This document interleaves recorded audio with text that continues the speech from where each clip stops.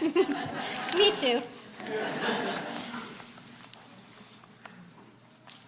The words Eitz Chaim mean tree of life.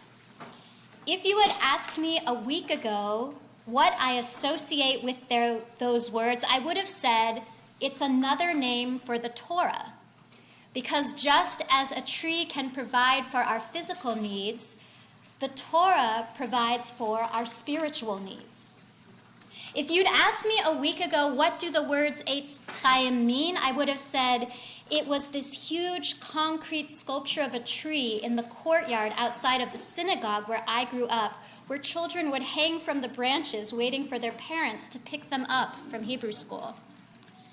If you'd asked me a week ago, what is Eitz Chaim, I would have said it's these red books that conservative synagogues use, that each week we study them to find out what is it God asks of each of us and how do we live a righteous life.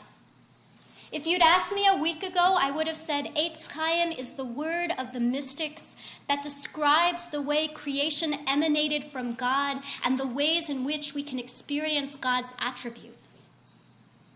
But now, Eitz Chaim has a different meaning for me. And I want to reclaim its original meaning. So how do we do that?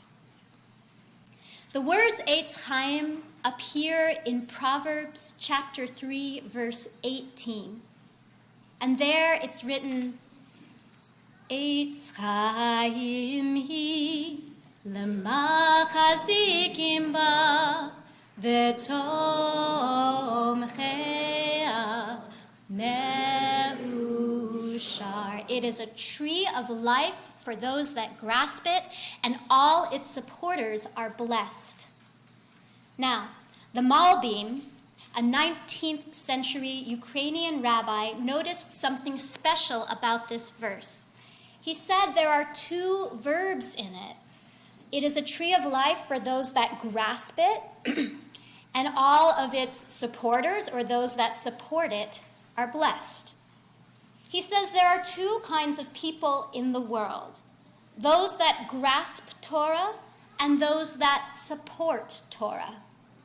The people who grasp Torah find it very difficult to follow all of God's commandments because it takes a lot of piety, it takes a lot of discipline, it takes a lot of compassion and a sense of justice. It's not easy to walk the path that God asks.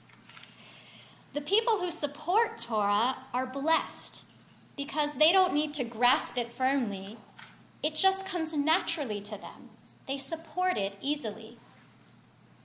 In times of darkness, of fear, anger, and loss, I think it's easy to become someone who has to grasp the Torah. Because how do I follow the messages in the Torah that say to be good when the world around me feels like it's full of evil?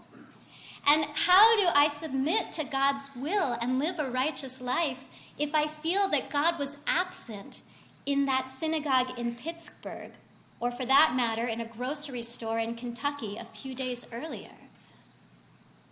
So the Malbim says, look, the person who has to grasp at Torah, who it's painful and hard, who has to work for it, his or her reward will be even greater. So if you're grasping for Torah right now, here's what you can do. You can gather together to build a community by comforting mourners, by celebrating with a bride and a groom and a bar mitzvah. Eitz Chaim hi, this tree has roots. You can speak truth to power like our ancient prophets. You can go vote. You can get involved in government. You can engage in public discourse, and most of all, you can speak up when you hear people spout ignorance and hatred, particularly when it comes from people in positions of leadership, power, and influence. Eitz Chaim hi, this tree has branches. You can give tzedakah, you can give charitable contributions to organizations that represent your deepest values and create compassion and justice in the world. Eitz Chaim hi, this tree has fruit and flowers. You can welcome the stranger. as we're commanded 36 times just in the Torah, not in the rest of our Bible. Now that one stings, because that was part of the reason that the killer gave last week for why he harmed Jews. Rabbi Peter Berg of Atlanta pointed out something interesting. He said that the hydra of anti-Semitism has sprouted a new head.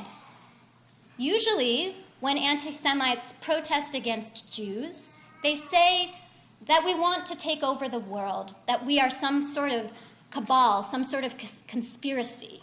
But this time, he accused us of something which is actually true, which is that we believe in protecting the most vulnerable members of our society. Part of that congregation had gathered to celebrate the Hebrew immigration. Thank you.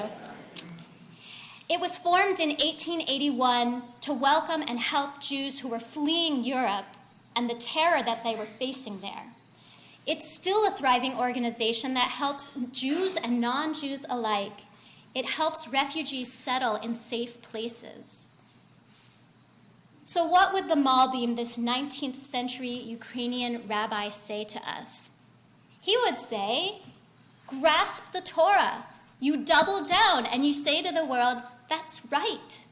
We are the people who like to build community by mourning with those who need our comfort and by celebrating with those who are experiencing joy. We are the people who speak words of truth to those who are in power. We are the people who collect funds to help the world become a better place. And we are the people who remember we were strangers in Egypt. We are strong and we are brave. And as you can see from the diversity in this room, we are not alone in our sentiment that terrorism against all people must stop, that all minorities must feel safe and respected wherever they are. Eitz Chaim Hi, this tree still lives. So I hope, as we return the Torah to the Ark this morning, you will be able to sing those words with a full heart and reclaim what those words mean to the Jewish people. Shabbat Shalom.